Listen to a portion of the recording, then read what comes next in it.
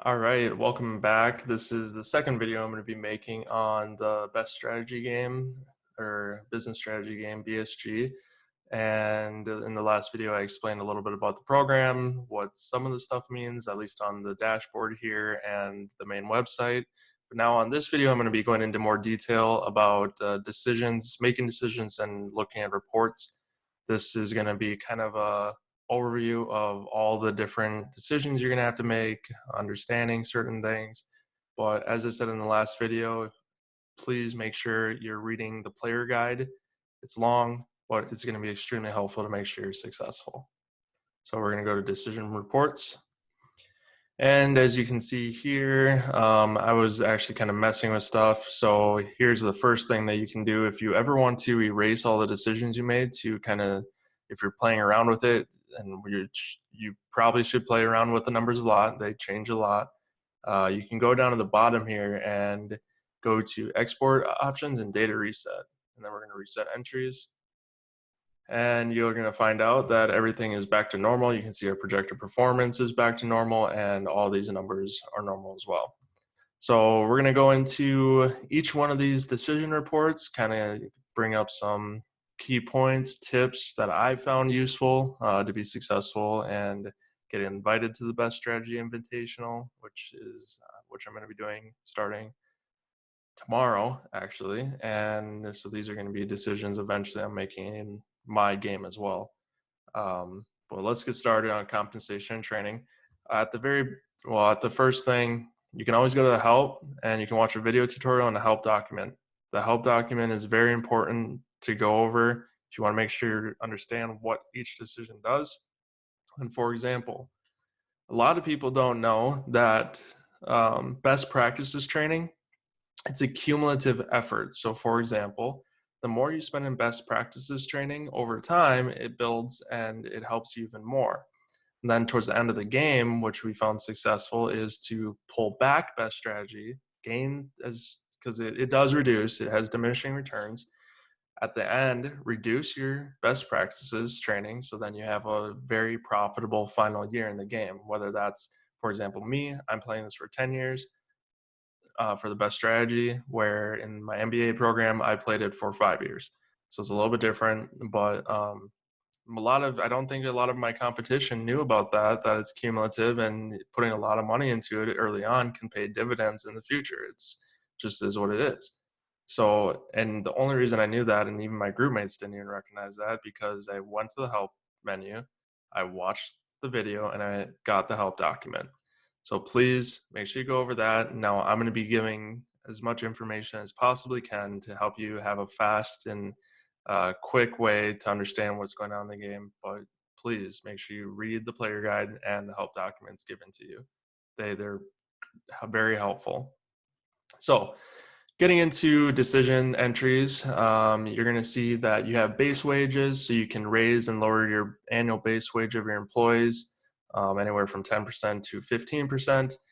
The most important thing with this is the guide says that 2%, you need to increase about 2% every year to make sure you're getting the best productivity. So for my MBA program, I did 2% on both factories, because that was the lowest to get the best return, I believe. Incentive pay, that is going to be something where you can increase it or decrease it, and that helps rejected pairs of shoes. Now, one thing with incentive pay and I believe fringe benefits, let's see here, not necessarily fringe benefits, but incentive pay.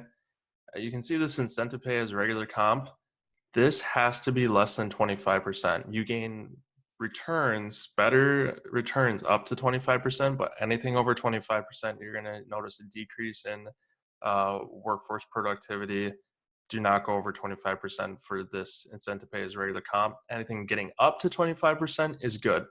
Now, you don't need to go to 25%.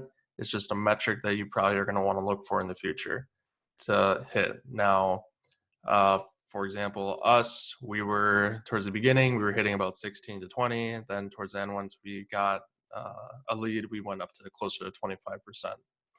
Now, then Fringe benefits. This is where you can add one-time benefits to your employees to be better than the industry average. So you can see up here, here's the industry averages with compensation and everything.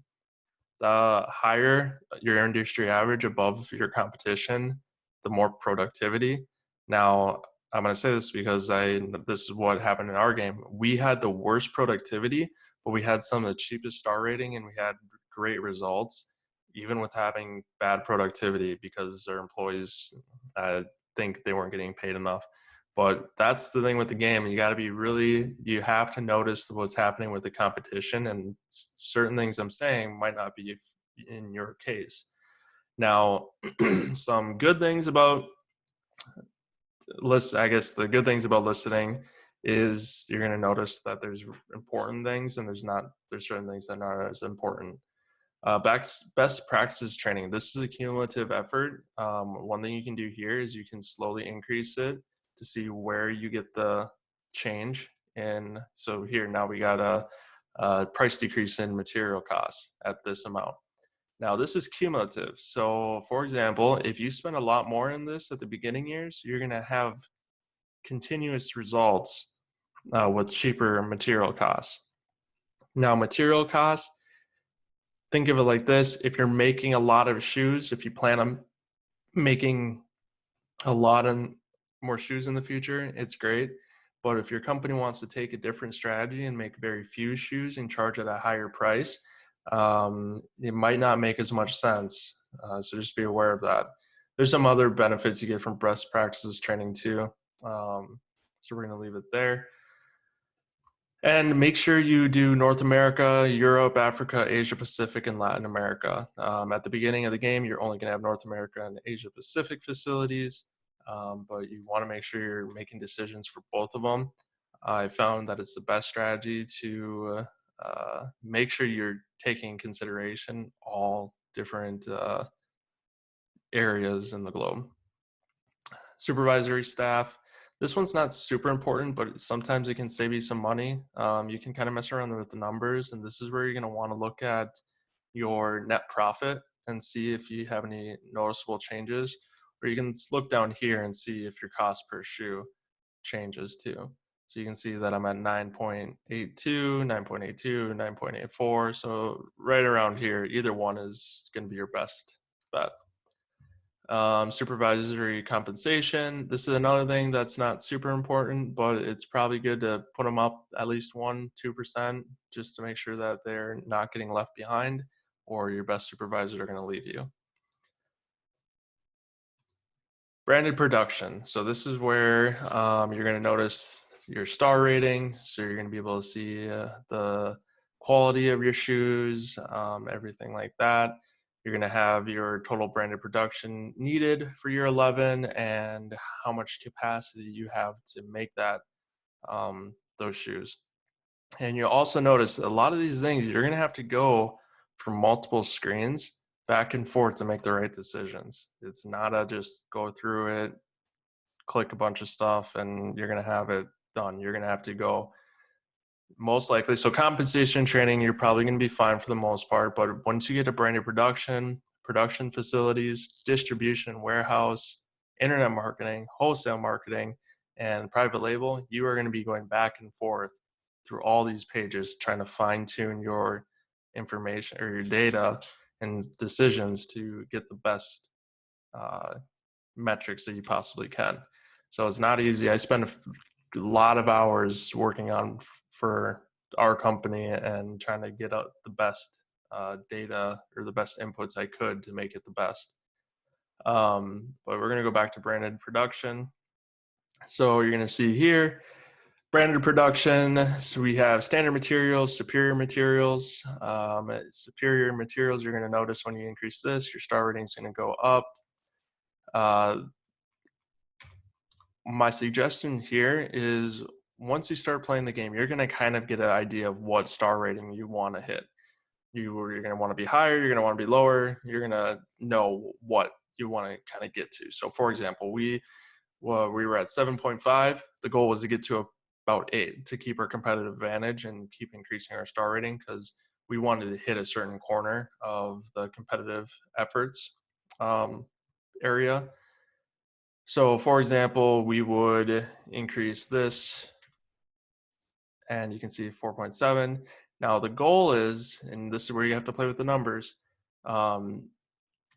certain things cost more. So what I was looking at when I was playing this is, okay, so I'm at 4.7 right now, all right? I'm gonna raise this one, 4.9. So 4.9, and I'm gonna go back, I'm gonna change it again. So right now I'm at $25.59 per shoe. If I raise this, I'm at $25.70 for a 4.9 star. Okay, now I'm gonna test this. 4.9, 25.85. So it was a lot cheaper to increase this by 1 to get that cheaper star rating. And this is where you have to play with the numbers. It's not fun, but I'm telling you, it's important if you want to succeed and dominate your competition. I went through all of this, like I said, hours and hours into the game to be successful. But that's the kind of stuff that you're going to have to play with and see if you want to get a higher star rating. Maybe you don't want to have a high star rating at all. You want to go down to 2.2. Now, from my experience, I'll show you this right now. From my experiences, when you have this internet or you have this competitive view, my company, when we did really, really successful, we hit that high end, so high price, high SQ rating, and lots of models. We hit this top corner of the competitive efforts model. And that was great. We had no competition. The other 3 groups were here, kind of like at the bottom. Another one was competing with them directly. And then our other competitor was in this high-end low models area. So we had a huge competitive advantage in this top right corner. Now for this game, it's going to be really interesting. And I'm going to talk about this in another video of how I'm going to try and win this against 10 different teams. It's going to be difficult, but I'm just going off of just explaining how to make decisions based off of my experience in the last game I played. So like I said, if you want to hit that top right corner with a good star rating while having a cheap shoe so you can charge more and make more profit, which is huge, that's where you're going to want to play with these numbers a lot to make sure that you're making a good shoe where you want it to be. Total quality management, Sigma 6 quality, is another cumulative effort. You invest a lot into it at the beginning. You can scale back towards the end of the game, save a bunch of money on per shoes, and you gain a lot of different benefits. Now, what I noticed is towards the end of the 5 years, we kept it high because it does, if you look, I'm going to bring this up to 5, the star rating goes up. And that star rating, when you bring it down towards the end of the game, your star rating does take a little bit of a dip. And you're going to want to measure and decide, is it worth it? Is it not worth it? But for the most part, you want to invest early on into Sigma 6 because it's cumulative. The more you put in the beginning, the better you're going to get for the rest of the years. I'm going to be most likely investing heavily into this because it's going to give me flexibility with my strategy if I need to change it fast, because it works with any strategy, at least in my opinion. If you want low cost shoes or you want to hit the low cost strategy, you still need Sigma 6. If you want to hit the high end strategy, you still need Sigma 6. So we're going to keep it on there. But next, total branded production needed for year 11. So you can see this is 8,800 pairs. This is how many pairs of shoes at the current rate. Now this number is going to change a lot, so you have to make sure you pay attention to it. It's going to change very often when you're putting in different things, because what happens is total branded production is a projection that is taking consideration of how many shoes does the program think you're going to sell against your competitors. So for example, when let's say I get a lower star rating, my shoes went down. I don't need as many shoes because star rating is important. And I actually forgot to go over one more thing. Models of shoes and styles. This is something you're going to want to increase or decrease depending on where like I said, in this competitive efforts, where you're going to want to be on the map. This is something you want to take in. What you want to do is you want to find a niche market. If, for example, your competition is all going towards this 500 models of shoes, don't compete with them. Go somewhere else. Go somewhere else on this map and have less competition and make your own strategy. And I guarantee you can be successful and probably win the game. Even if you have to hit this bottom left corner, top left corner, it doesn't matter. But make sure you're making the decisions that best supports your strategy. And you might have to change it on the fly, but that's where the models kind of comes into play. Another nice thing about models is you watch here, as I increase it, skyrockets first pairs sold. So for example, if you want to sell a lot of shoes and everything, number of models is a good way to get that extra production projected want. Next, we're going to go down to here. This is something you're going to notice it's going to be changing. And like I said, I can't stress enough, all these numbers are going to continuously change. You have to make sure you're going in and changing things and fixing things as you go through. So right here, you're going to see that I can make a total of 4,800 shoes in North America. So I can change this. And you saw this pop up in the corner. That's because private label said that, hey, you don't have enough shoes for private label now. So now I'm gonna have to go back and mess with that as well. So the next thing is we're gonna see this. I can make 4,800 too. Now, same notification. Now here's the thing. I'm only making 9,600 shoes. I need 10,000 shoes. So that's actually 10 million, I believe. But I need 10,000 shoes. I'm not making enough. Well, the nice thing is let's say you do have that projection at the very beginning. You can go here. You can either build new or refurbished equipment. Please read the help document. Each one has its benefits and cons. If you're going for a high star rating, you probably want to build new. If you're going for a low, super cheap, you just want the cheapest of the cheap, probably refurbished. But for example, I'm going to build 500 capability new. You can see the cost down here. It's pretty expensive. So here's another thing. If you're going to build equipment or production facility space, which are different, make sure you know that you're going to have the demand in the future. You do not want leftover space in your production facilities. If you're going to build this now, or if you're going to build it in the future, do not let space go unused. So it's probably better to slowly ramp it up unless you know you're going to have the demand for the future. So next, you can also sell equipment. You're probably not going to ever want to sell equipment. Do not overexpand. That is the number one fault that a lot of my competitors did. They overexpanded too fast and they had too much competition and had too much space. So really make sure you don't overexpand into these areas.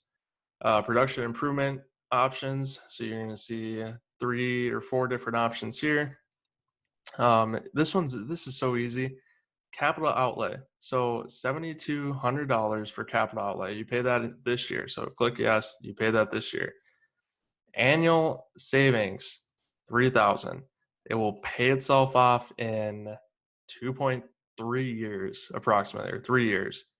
It's a no-brainer. Read them, make sure that they're for your long-term strategy. But if you're going to be producing, look at this. Let's see, we go back here and change it to 500. It almost saves itself in the first year. Just do it. It doesn't make sense not to do these, especially early on if you plan on making a lot of pairs of shoes. For example, this robot assisted one, I've never seen it be worth it, but in 10 years, like I'm going to be playing now, it might be worth it because I'm going to be saving a lot of money. Now, here comes another thing. Cost of capital. So for example, I'm paying 64,000 for this year. Well, I can't make interest on that now, and because you do make interest on leftover money, and I'm gonna have to pay I'm gonna have to get a loan, so I'm gonna pay interest on it as well. So I'm not making interest, and I'm gonna be paying interest if I do something like this. So that's some considerations. This one, for sure, that one's a no-brainer though. You're gonna make plenty of money doing this one, for example, at least for this option, or my game right now. So let's go back. So you saw here, I add a new 500. So this is what it does. Now I have an extra space. So now I can make, with overtime, 5,400 pairs. So I'm almost, but you can see stuff changed because I changed this to 500. So now finally I'm making more pairs than I need. Great. So we're gonna leave it as is. So we're gonna go to production. This is also where you build extra space. So for example, let's say you want to build in Europe, Africa, and Latin America. You can add 1,000 production facility here. And now the thing is this will not be ready for a year. Be aware, if you think you're gonna wanna make shoes to save on tariff and exchange rate costs, build early, but not too early where you don't know your demand, but make sure you do it before you think you might want it, because you have to wait a year at least. So this isn't gonna be ready until year 11 to make use. Equipment, you can use it right away. You need extra equipment, great. Don't, fine.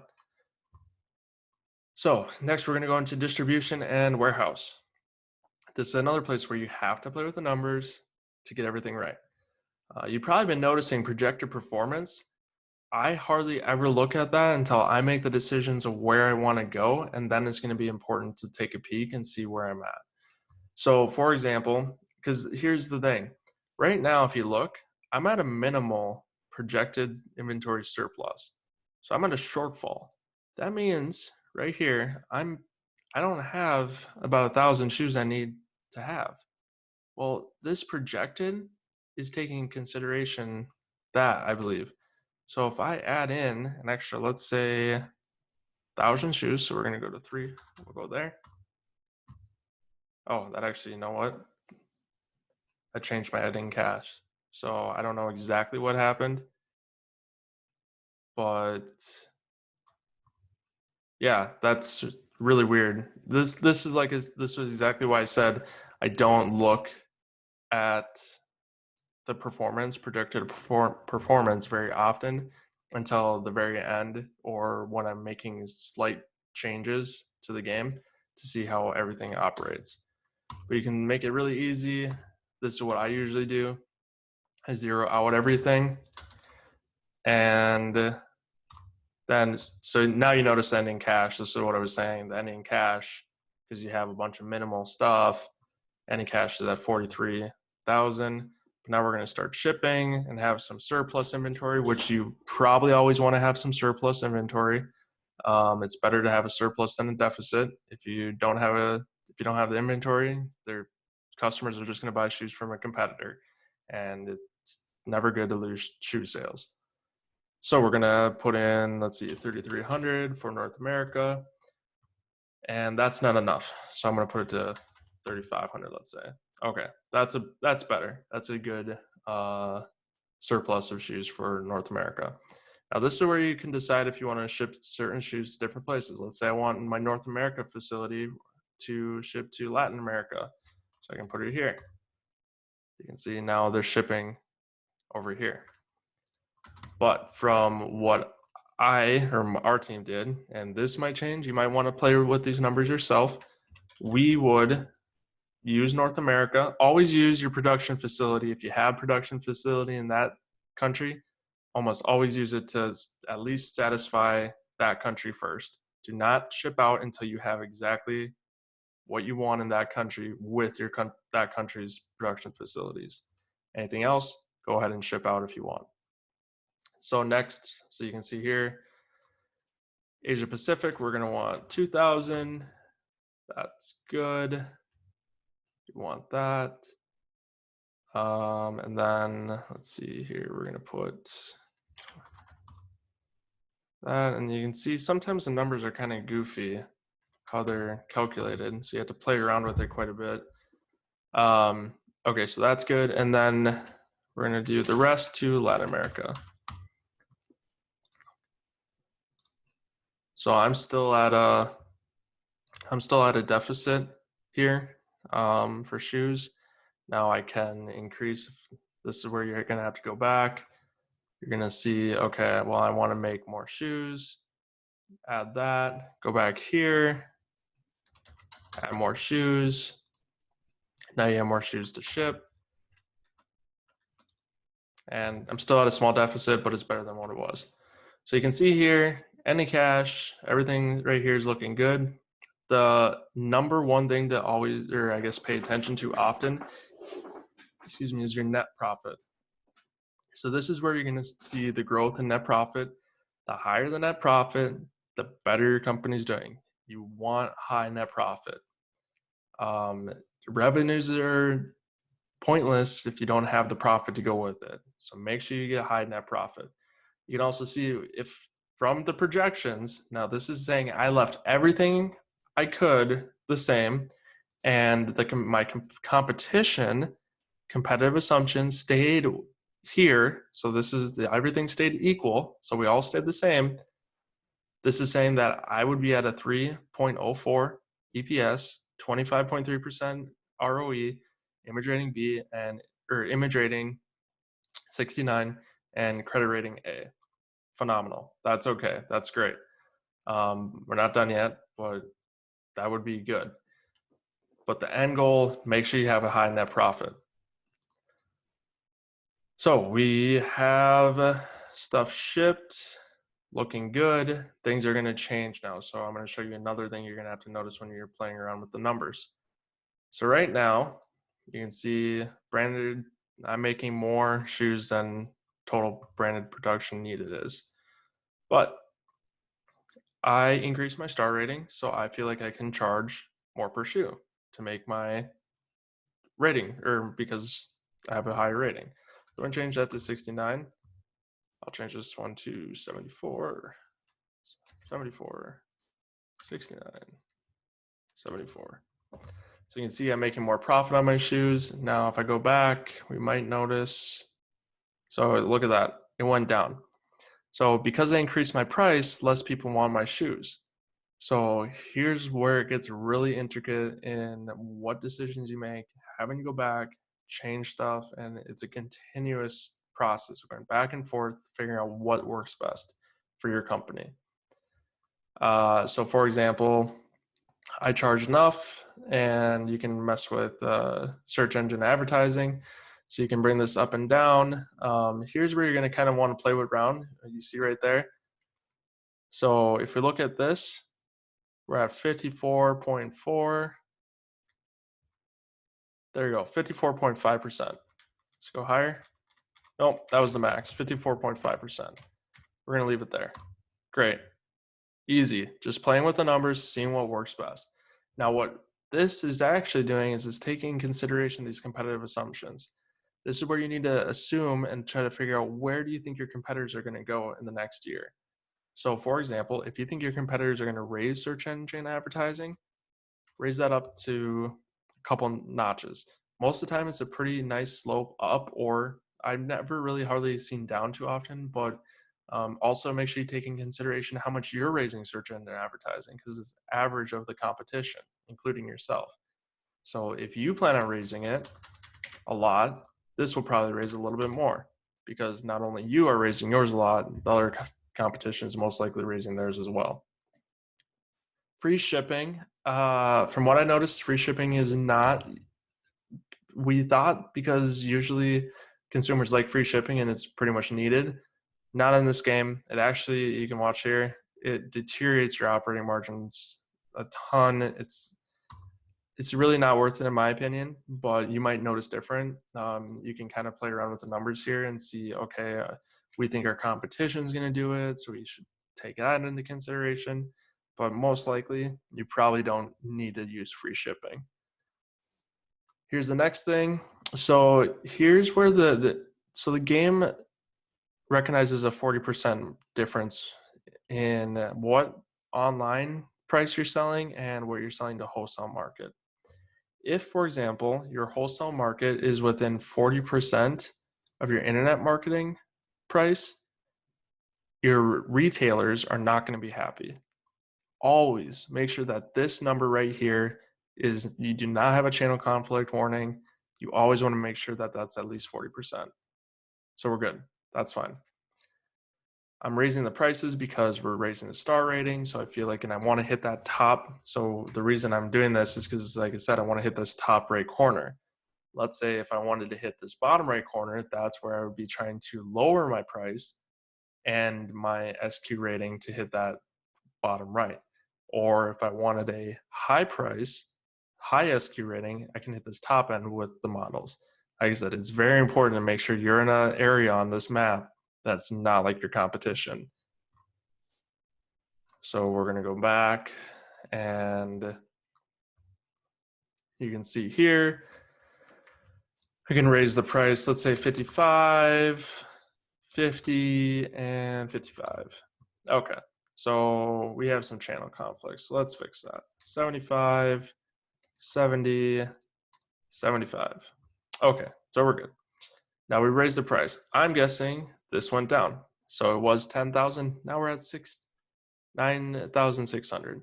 So this is actually nice because now we can lower here because we don't need to make as many anymore. And great. But we're going to have to look, now go back to here, or distribution. Now we have to make sure we take away some of this distribution, make sure we're spreading it out where we want it. So let's see, China or Asia Pacific is good. Delete that, and we're gonna put that there, still positive. And we're gonna spread this one out a little bit nicely. So we're gonna 3150. See, it's still at negative, so we're gonna mess with it again. 3250, good, 1540. Okay, so we're good. And our numbers are looking phenomenal. They're looking better and better. We're at an ending cash negative, but that is okay. We're making a great net profit. Our net profit is going up, and we love to see that. And everything else looks really good too. So we're making good decisions based on competitive models. Now, here's something I noticed, and this is what I'm going to go into when I'm doing my actual video, when I'm making my decisions. But most of the time, SQ rating is probably going to go up. I always expect it to go up some. I hardly ever see it go down. Competition's always raising their total quality or TQM. They're raising their models most likely, so you might want to expect that. And the important of this is first of all, if you can get the right assumptions, you get a bonus point if you're within like 5% below or up above the assumptions on certain metrics, which is an extra point, which is great. So the more accurate you are with these assumptions, first of all, you might get a bonus point. Second of all, you're going to better know what your numbers are more likely to look like with the decisions you're putting in right now. So make sure you look at that and figure that out. And brand advertising, here's something with brand advertising is if you are going to get celebrity endorsements, and this is what you're going to learn if you read the player guide, when you have celebrity endorsements, you need to spend more on brand advertising. You get a better return on your money if you spend more on brand advertising with celebrities. Now, I don't have any celebrities right now, but you see if I decrease my brand advertising, I'm losing money, which is weird because I should be saving money. Well, what's happening is there's less demand for my shoes. So I'm not selling as many shoes because there's less demand because I'm not advertising. So this is where I have to go in. Okay, I need to advertise. So we're going to advertise here and go back and look and see if I have higher demand for my shoes. Mail and rebate. This is something that you can usually probably put down a little bit lower. It's not as important, but it's something you might want to play with. Delivery time. What this changes is you'll notice the shorter the delivery time, the more shoes you need to have here. Also, make sure you always keep a decent surplus of shoes, no matter what option you choose for delivery, because if you do not have shoes, you're not going to get the sales and they're going to go to a different company. And then retailer support. This is a benefit.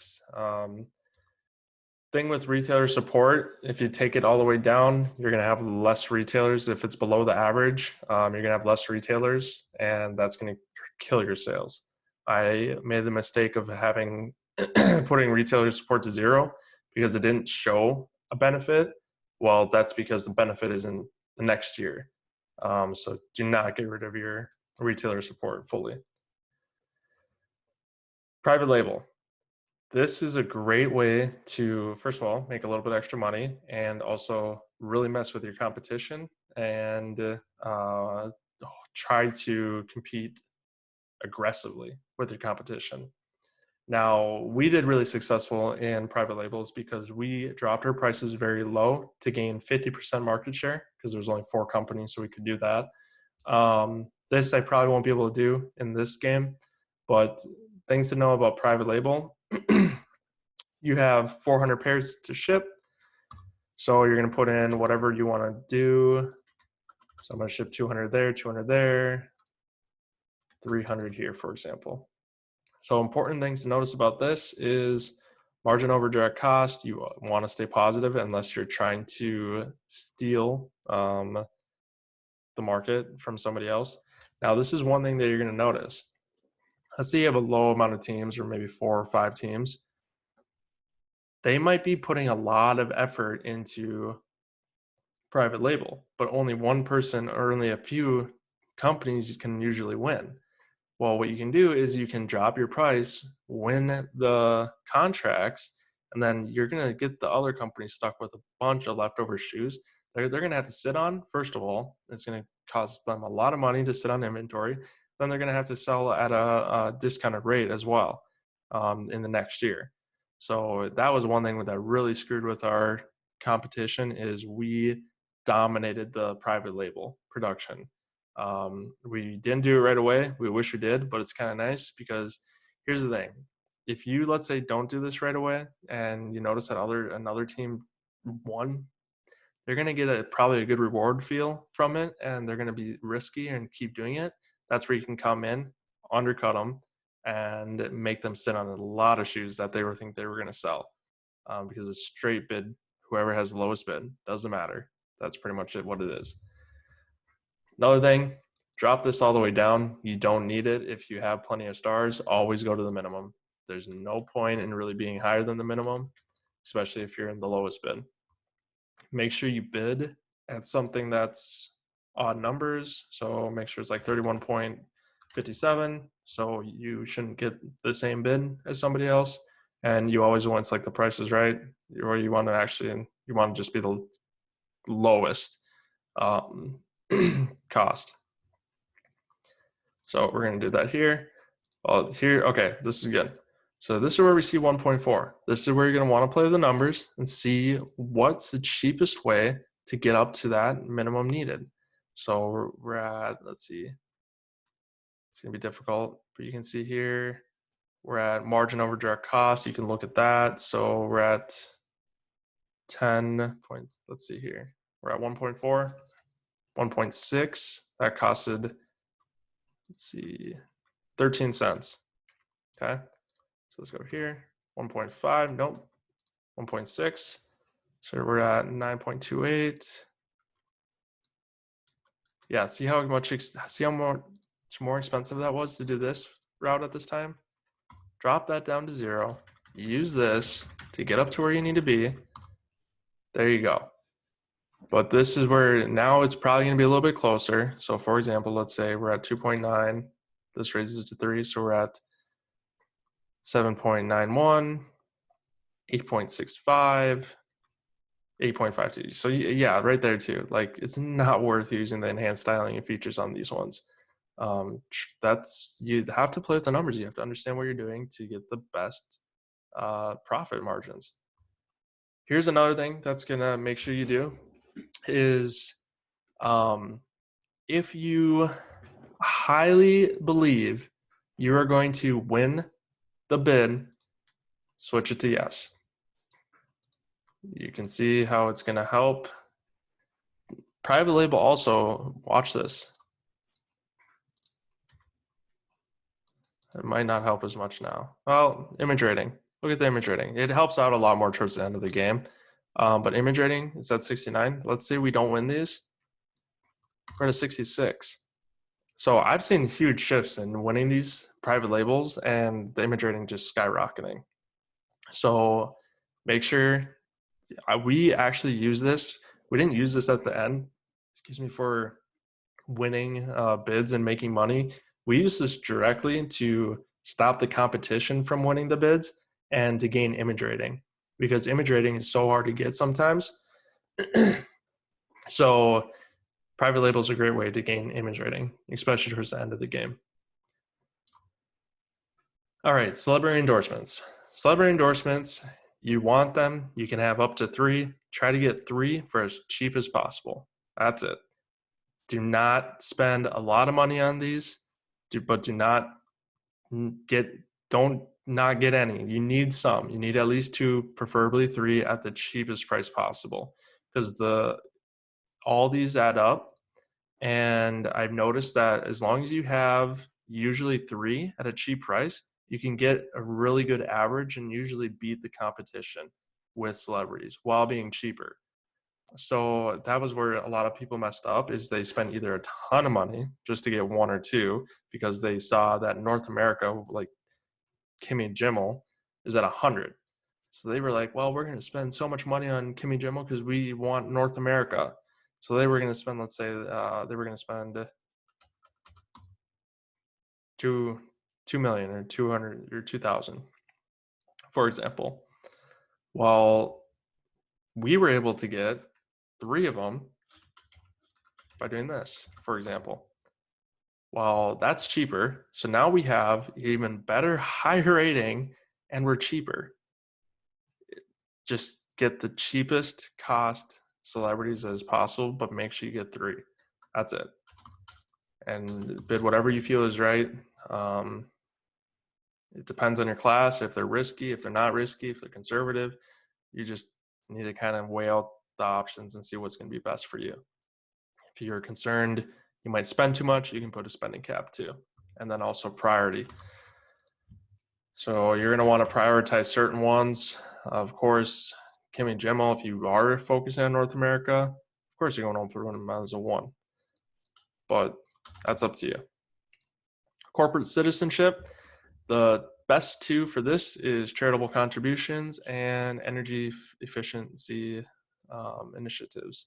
These are going to be the 2 that you're going to focus on most. Now, this is where it takes years to gain the benefits. You're not going to see it right away. It takes about 5 years, as I say right here, to see the benefits of image rating. You do not need to be the most, but you do not want to be the least to get the best return on this. And then also you can spend it on this too, and you have so many different options here. But definitely energy efficiency and charitable contributions are usually the best. Now, this one thing that we did is these are one-time capital outlays, but they gain your productivity. These ones are going to boost your image rating, and they're usually going to raise your ROE and your EPS, but you can only use them once. Save them to the end of the game. Save them until you're at the last year to get that boost and dominate the competition in that last year. And financing cash flow. So financing cash flow, you are going to want to make sure you are always buying back shares. This is going to increase your ROE and EPS by a lot. You want to make sure that's always happening. Now, if you know what you're doing and stuff, you might notice that, for example, it might be strategic to drop your earnings per share or drop down, buy more when you're down, and then once you get higher, you can issue stock at a high price and make more to pay off your debt, whatever you need to do. Here's another basic tip. You can see this is at 8.2, 7.7. Why not reallocate that money and get another loan that's cheaper? It's a quick, easy way to save a little bit of percent every year and not be out as much money. Other than that, I think this video is about done. I'll go into the industry footwear report in another video, but this is just kind of going over the decisions to help analyze what you need to be doing to make the right decisions, and yeah, kind of go from there. You might have to, for example, clearance inventory. If you have extra pairs left over, we had to do that. It's not uncommon. Just make sure you're not clearancing too much. You want to be at a good margin over cost. For example, this can be negative. Don't do it if it's negative. Another quick tip, don't worry if you have to drop out of a country because you're not making any money. It is not worth losing operating profit margin to ship to, like, for example, Latin America. We saw companies that would literally not take the time to close down operations in a certain country where they were literally losing money by shipping there and selling there. Doesn't make sense. Just pay attention to the numbers. There's a lot of numbers, but I think this video is going to help you understand what's more important, what you kind of have to look at, analyze, where to go. This is the video I would have wanted to watch when I was first starting, but like I said, read the help documents. They're going to be extremely helpful, the video tutorials, but these videos are pretty much just to kind of show you what I'm doing, how I succeeded, and you get to watch me go through the decision rounds. I'm going to be making one hopefully every day for the decision rounds in the Best-Strategy Invitational, and yeah, we'll go from there. So thanks for watching, and watch my next video, and we'll go over some of the footwear industry reports in that one.